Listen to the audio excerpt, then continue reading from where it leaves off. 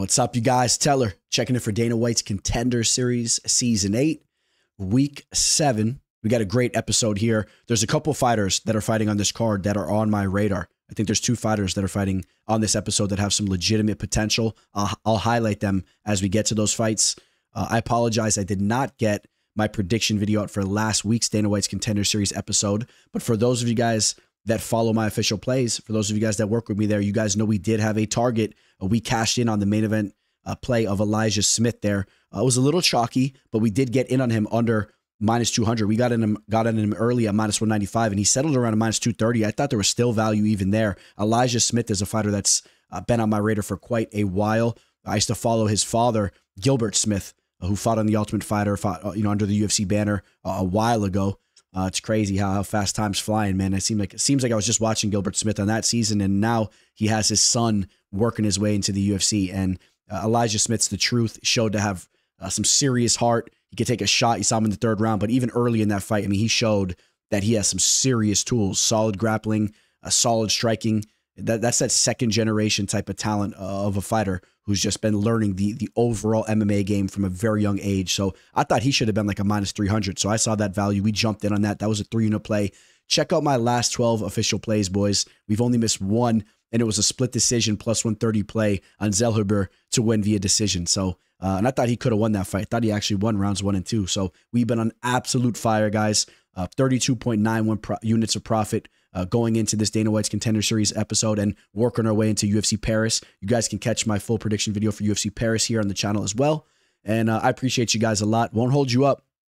We're going to jump right into the first fight. If you're new to the channel, please subscribe. We are now over 10,000 subscribers here in the channel. I cannot tell you guys how much that means to me. And now we work our way to that 20,000 subscriber mark, man. Thank you guys so much. I appreciate you. And the last thing, we are indeed powered by BetUS. If you guys are looking to sign up to a new sports book, BetUS is a great option. Right now, you're going to get a 150% match in your first 3 deposits. All right, reach out to me so I can give you a referral link, and you're going to get a 150% match in your first 3 deposits. They're doing that for the kickoff of the NFL season. It's really a great opportunity to jump in on.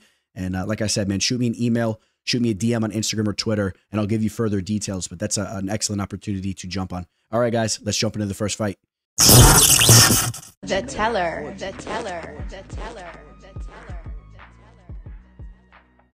Kicking the night off, we have a closely contested match between 2 Brazilian strawweight fighters, Rose Conceição taking on Alexia Thainara.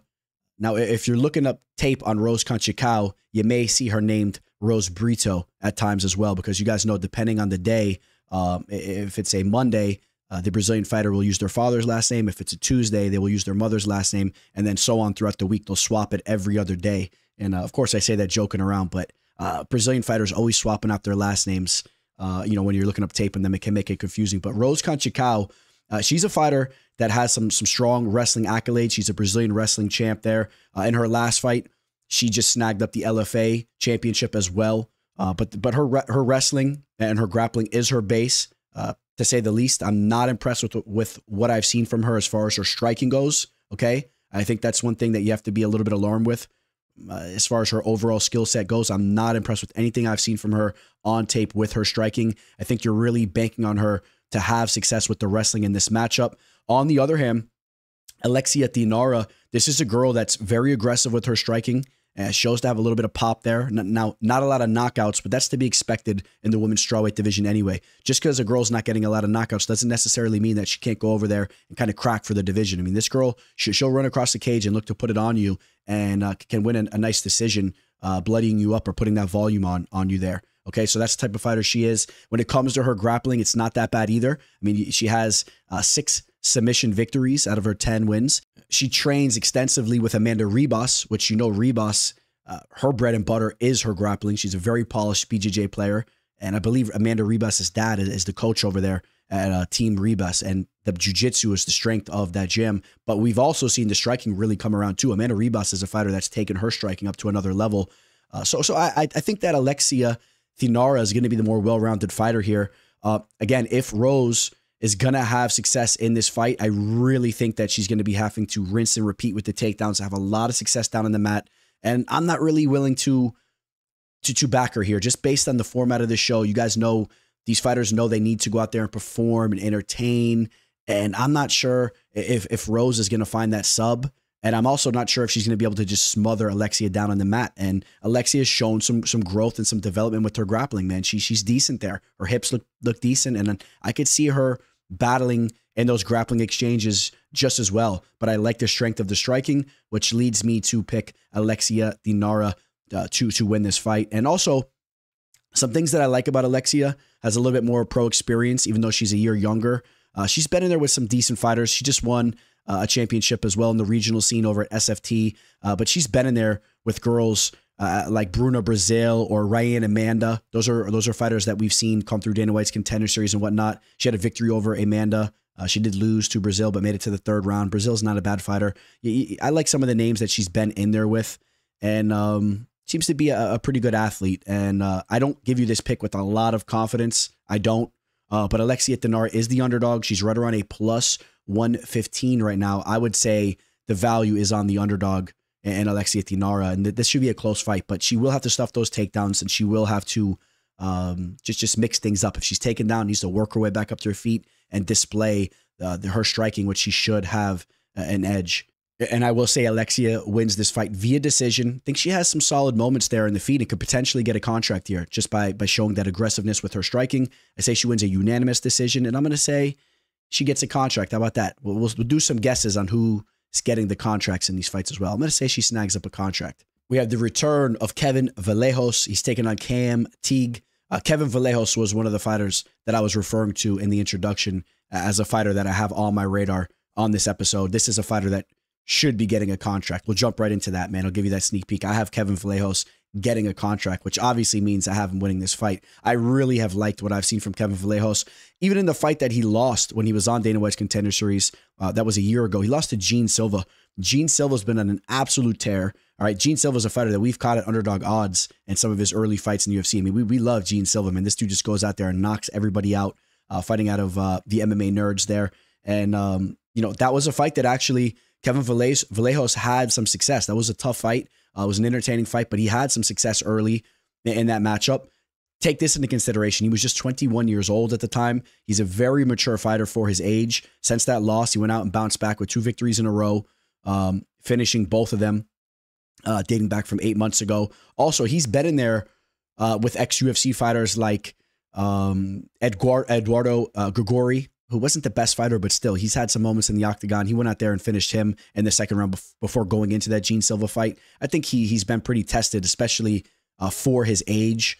On the other hand, you got this fighter, Teague, he's young as well, 26 years old. I think he's a fun fighter, but he's lacking in a lot of ways technically. He's a very fun fighter in the sense that he's aggressive. He marches forward. He kind of has that it factor as far as his confidence. He's decently well-rounded. But he's sloppy, man. His strikes are coming from way out east and west. There's a lot of openings as far as his chin goes to be tagged. And I think that Kevin Vallejos can land some big shots on him. And I think there's a very realistic possibility that Kevin Vallejos can knock him out in this fight. I do. Kevin Vallejos, out of his 13 victories, he's had, I believe, 9 knockouts. If I'm correct, yes, 9 knockouts. And 5 of them in the first round. 4 in the second round. He's getting the job done early. He's aggressive. He's way more technically sound.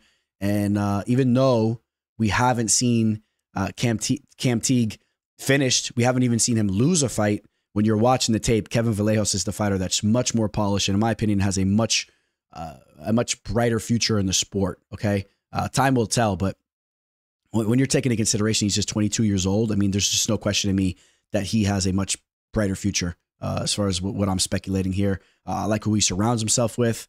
There's some young, talented Argentinian fighters that are working their way into the UFC. We've seen that the progression we've seen the progression of the sport in Argentina. Okay, and we're going to see it really start to grow over the next 5-10 years. I mean, they got some solid athletes down there. They're always doing their thing on the soccer scene, but you're seeing some of these young fighters like Prado. That young fighter Prado. He's starting to look to make a name in the UFC. I mean, he has a long way to go still, but they're young, they're talented, and this is a fighter that's going to get a contract, in my opinion. I think he's very live to get the knockout here, and he has the learning experience from being on the show the last time.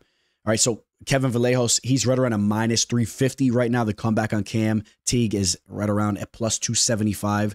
So Vallejos is a pretty hefty favorite at -350. Is there any value on that betting line? Maybe you're kind of looking for him to get a knockout, or maybe you're throwing him in a 2-team parlay. I feel pretty confident he's going to go out there and get the job done. I feel pretty damn confident, man. He looks like he's really ready to go. If you're following him on IG, he looks like he's really peaking going into this fight, and he's just so much more technically sound. I would really be surprised if he falls short here. Cam Teague's going to run into some trouble. Kevin Vallejos to get a TKO finish and get a contract. Up to the light heavyweight division, we have Francesco Mazzeo taking on Kevin Christian. The Italian Francesco, this is a fighter that's just 4-0, does not have a lot of experience, just 27 years old. Also, you take a look at the 4 victories he's had. One of them, I was not that impressed with how he was looking in that fight. He won that fight due to being hit with an illegal shot. He was kind of breaking down against the cage, if you ask me, against Angus Hewitt. So that wasn't really a victory. There was also an arm injury that took place in one of his the fight before that against Joanne Aristi. So, I mean, I just don't see that. I don't see this fighter having a lot of experience at all when I'm looking at his resume, man. Just 2 amateur fights as well. Now, I will say this, and some of his tape that you could pull up, I believe it was the Alessandro Esposito fight I was just looking at, and also his last fight. I know I pulled up the junior fight here, the Vanderlei junior fight. That was a fight that he looked good as long as it lasted. It only took place for 37 seconds, but he definitely shows flashes with his striking, okay? He's decently polished with his striking, if you ask me. I mean, he moves pretty well, but once you start to see him clinched up and you see fighters kind of closing the distance, like we talked about in that one fight where he ended up getting the DQ victory, I think there are some signs that he's lacking with his grappling. I think that that's a major concern if you're backing a fighter like him. I think that a fighter like Kevin Christian, if he uses his grappling, if he goes the grappling route, he will have that advantage down on the mat. And Kevin Christian's a fighter that's a little bit older, has a little bit more experience, already has 10 pro fights. Although I'm not extremely high in the pro experience he has, you got to give him the lean there as far as the experience goes. And I think he's the more well-rounded fighter. He's very long. He's a big dude. He's like 6'7". He's a very rangy fighter, and he's shown to have some submission skills. I mean, he's gone out there and he's sub dudes, and I'm kind of smelling that he's going to find a sub here. If he doesn't get cracked with a big shot, if he doesn't get knocked out, which he does show to have some defensive flaws. All right, so let's highlight that as well. If you watch tape on him, I mean, even in some of the fights that he's won, he's walked forward a little bit with his hands down, and we've seen him touched up a little bit. But he's aggressive with his own striking. He can land on you. He's a big dude. He's a good athlete, I would say, for his size. He has some athletic skills there. But if he goes the grappling route, and I've seen him time some entries with his takedowns decently in some of his fights, I think he could really have success down there. I think that he'll break Mazzeo. I could see Mazzeo getting subbed up. I just don't think that Mazzeo likes those types of exchanges and those types of fights. I think he's so green there. I think that he'll look for a way out, and I see Kevin Christian finding like a rear naked choke on him if Francesco Mazzeo doesn't crack Christian with the big shot early. So that's how I see this fight going. I say either the young Italian fighter lands a big shot and gets a knockout, or Christian kind of weathers the storm, it gets ugly in there, and he has success with the grappling, or maybe he's working the clinch and throws some knees there and eventually gets the fight down to the mat, sinks in a rear naked choke. That's how I see the fight going. But I do see most likely the scenario of Kevin Christian getting that sub. That's the route I'm going. I think Kevin Christian gets a sub. And also just note, the Italian fighter here, Mazzeo, he was supposed to be fighting initially against Philippe Latu, who just got knocked out, right? Just got knocked out recently on Dana White's Contender Series against the very talented fighter from Down Under. Let's just highlight him real quick. If you guys saw that knockout, the Navajo Sterling fight, that was a crazy one there. But so that was the initial matchup for the Italian, and I think he might have even been taking that fight on short notice. So, I mean, he's a fighter that really needs to prove a lot more to us before backing him. Kevin Christian needs to prove more to us as well, but there's a little bit more to go off of as far as I'm concerned with Kevin Christian. He's a -200 favorite, is the Brazilian. Not crazy about that line. I kind of have him capped more around like a -180, but I definitely have him as the favorite, and I am going to say he gets that submission victory. Maybe you take a look at that sub. I think he finds the submission. Now, this should be fun because I don't have a betting line for this matchup. As I'm recording this currently, there is no open lines. As a lot of you will be listening to this, you will have the line in front of you. So this will be fun. We'll see if I was correct with where I had the fight capped. I do have a pretty strong conviction of who I have winning this fight. Okay, so we have Danylo Frunza taking on Vadym Kutsyi. The Romanian Danylo Frunza, he's taking this fight on short notice. He's 8-2 as a pro. On the other hand, we have Vadym Kutsyi, who's 17-1, has a nice little resume there, but he has not been active, to say the least. His last fight took place almost 2 years ago against Ismail Nurdiov, the Austrian Wonder Boy, who, if you guys remember, he was a fighter that took a short notice fight in the UFC against Michel Prazeres. And if you guys remember that little tank who was on a tear back in the day, and the Austrian Wonder Boy went out there, got the victory. Everybody was very high on him.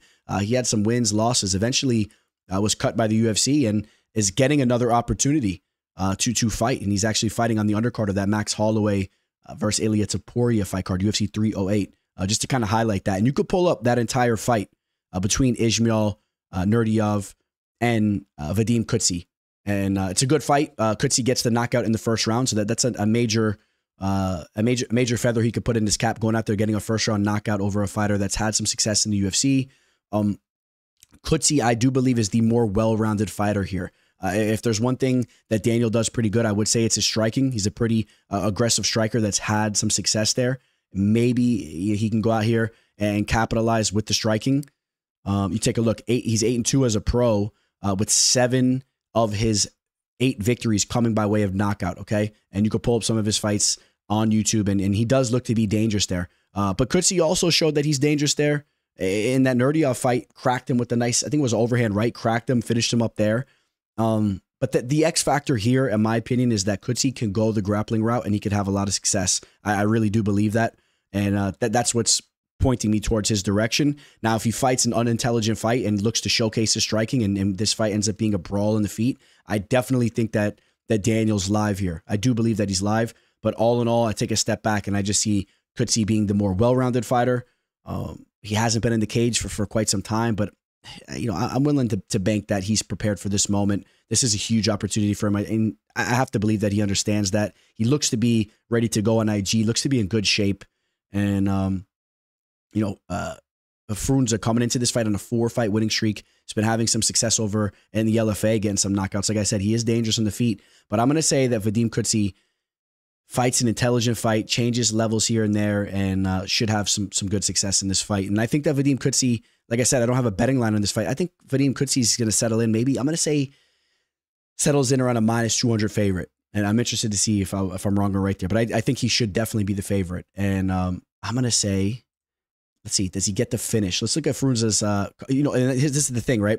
You take a look at some of his losses. He's been submitted twice. And the one that was a little bit more alarming was the Gary Botello fight where he was submitted via rear naked choke. He looked a little inadequate down on the mat, and that's where I think that Kutsyi could have success. I'm going to say Kutsyi gets a submission here. That's the route I'm going. I'm going to say Kutsyi, as he gets Frunza down to the mat, he could pull off a sub there. So let's see. Hit up the comment section. Who do you guys have winning this fight? Especially for you guys that are catching this before the lines are released. That'd be interesting there. But I do have the more well-rounded fighter in Vadym Kutsyi getting the job done via submission. And then we got the headliner. We got some heavyweight action here. We got Bailey Schoenfelder taking on Danylo Voievodkin. Bailey Schoenfelder was the other fighter I was talking about. Remember, we did the intro. I said there was 2 fighters that are on my radar. I think they have a promising future ahead of them. Bailey Schoenfelder is the fighter I was talking about. I mean, this dude has a solid wrestling pedigree behind him. He's been wrestling from a very young age. He's a state champ and all that. He's the cousin of stud linebacker, or former stud linebacker, Chad Greenway, if you remember, from the Minnesota Vikings. I was very familiar with him. He was a beast on the field. I mean, that's the type of bloodline he's coming from. He's a pretty physically imposing fighter. Now, he's not the biggest heavyweight, I'll say that much. I mean, maybe he's a fighter that settles in at the light heavyweight division, but that's not always a bad thing, especially in these types of matchups where you have fighters that are a little bit more green. Sometimes the smaller fighter in the heavyweight division can kind of pull off a Cain Velasquez type of performance where the cardio's better, they're just more refined, and you see these big heavy dudes kind of get slopped around down on the mat. And there's real potential for that to take place because Voievodkin is a fighter that has that striking base, but I really haven't seen anything from him as far as his grappling goes. I think he may be completely exploited in this matchup with the grappling and the pace, the cardio that Schoenfelder can push there. Danylo Voievodkin is a kickboxing fighter. He's 6-0 as a pro as far as his MMA career goes, but he is a fighter that has kickboxing experience. And it's not, you could pull some of the tape up on YouTube. It's not really like that high level kickboxing you're thinking of. It's not that glory type of kickboxing. If you ask me, it's like that Kempo karate type style where they have like the karate shorts on. And I wasn't that impressed with what I was watching, if I'm being quite honest. Now, I will say this though, you put a guy that has that type of experience in the cage with the fighter that just doesn't know what they're doing on the feet. And, you know, that fighter with that kickboxing experience is still going to go out there and be able to exploit him. He's going to be comfortable there, even though they're lacking technically and they're not really on that high level. They're comfortable from the repetition and the experience of having those competitions. Okay, so that could be the case. If he can keep the fight standing, if he has takedown defense behind him and he uses his size to stuff takedowns, he could be a lot more fluid and comfortable there and can potentially exploit Schoenfelder. But that's not how I see this fight going. I've been impressed with what I've seen from Schoenfelder even early on in his career.